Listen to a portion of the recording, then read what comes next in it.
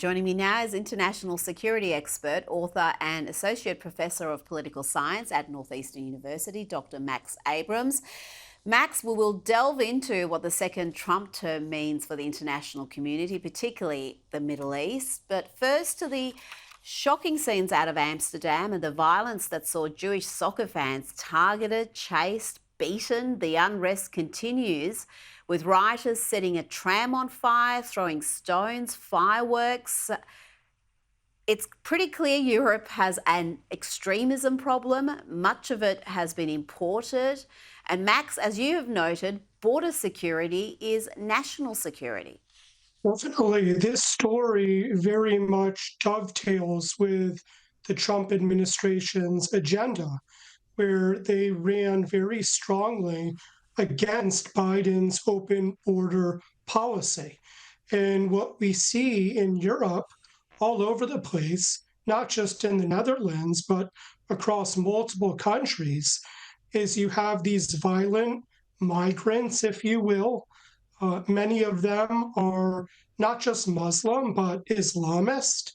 They're chanting Islamist phrases. They are targeting not just the Israeli soccer team and its fans, but Jews more broadly. The global intifada is here, and it's going to be a problem until the national authorities crack down on these migrants and seal up the borders. There's no question.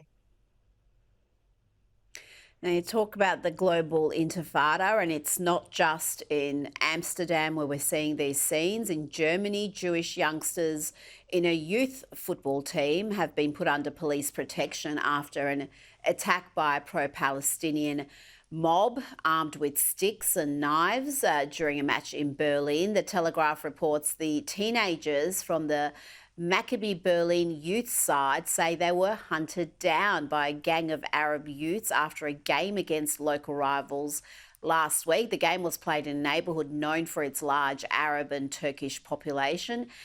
The situation is so grim across much of Europe, Max, that Israeli authorities have put out a guide of high-risk countries assessing the risk of online anti-Semitism and physical attacks. You can see there, shamefully, we've got countries like Germany, France, the UK, who have high or very high risk of physical and online attacks. The crazy thing about this international Palestine movement is it really got galvanized by the October 7th, 2023 attack. So it's not as if a peace process had fallen apart and, Muslims all over the world got upset that there couldn't be a two-state solution. Hamas went on a terrorist rampage that is the second most lethal terrorist attack in modern history anywhere in the world. And ever since then, we've seen these intifadas erupt all over the place, including, frankly, inside the United States and Canada. There have been problems in Australia, but Europe seems to be particularly radicalized. And I do think a big part of that has to do with these weak borders and the fact that these migrants go in and out, there's no accountability. And the radicalization problem, I want to emphasize, is not just directed against Jews, it's directed against Western civilization, if you will. So in the Netherlands, even after the Israeli soccer match was over and the Israeli players were gone, what did the migrants do?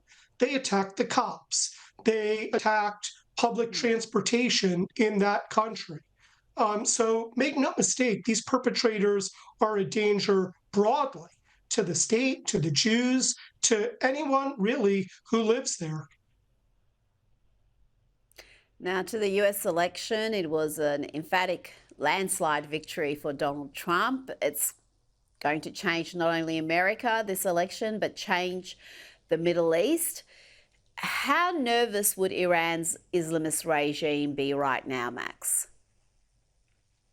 There's no question that Kamala Harris was seen as a pro-Iran candidate.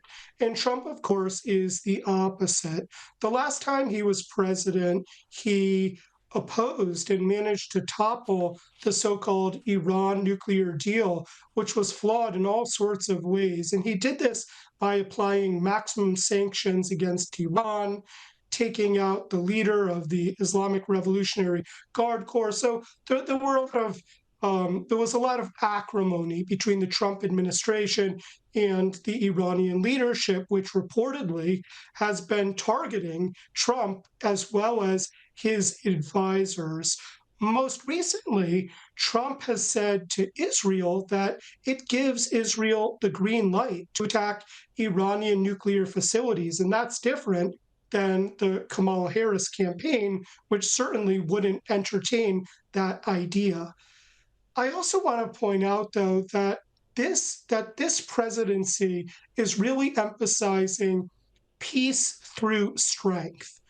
And the idea Mm. is that the United States is not going to be running around the world, hyperactive in its use of military force. So the MAGA movement really sees itself as quite different than the so-called neocons. And so even though Trump is very much opposed to the Iranian regime and they have a history of acrimony, it doesn't mean that he's going to be cavalier in terms of opening up new wars. I think that he may already be onto something because you'll recall that Israel, in as retaliation for the October 1 ballistic missile attack, struck Iranian military targets on October 26th. And ever since then, we've been expecting Iran to reply militarily against Israel. And this was particularly the case after the election. And yet, Donald Trump has won, and we haven't heard that much. I mean, this could change at any minute. I don't Mm. know. But so far, it does seem plausible that Iran has been put on alert. And that's the reason why it's acting with more restraint and hasn't attacked Israel, because although the presidential transition hasn't happened, Iran well knows that Trump is going to be the president in a couple months. And so it really needs to be careful. And I think that that's really the best solution, where Trump essentially scares the Iranian regime. Military force is not necessarily needed, and it just sort of makes Iran much more cautious in terms of how it uses military force as well as how it arms its terrorist proxies. That would be an incredible feat if he's already having that impact, not even being sworn in for his second term. Because my fear was that in this period where we've got a weak, lame duck administration, that the Iranians were going to act in this little window of time that they've got. The Trump transition team has been working hard. There are reports they've been working hard for months preparing for this second term. And among the very first selections that President-elect Donald Trump has made is naming New York Congresswoman Elise Stefanik to be the ambassador to the UN, a critically important role, Max. Do you believe she's up to this task? It's ironic because Trump, was accused all the time of being some kind of a misogynist, who hates women.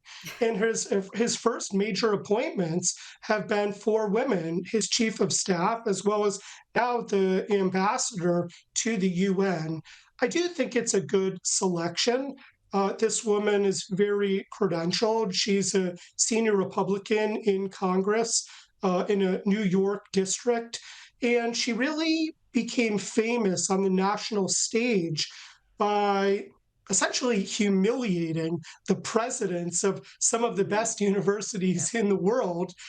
Even got the president of the University of Pennsylvania, my alma mater, to step down or to get fired. She was very much a leader against the global intifada, anti Semitism on college campuses.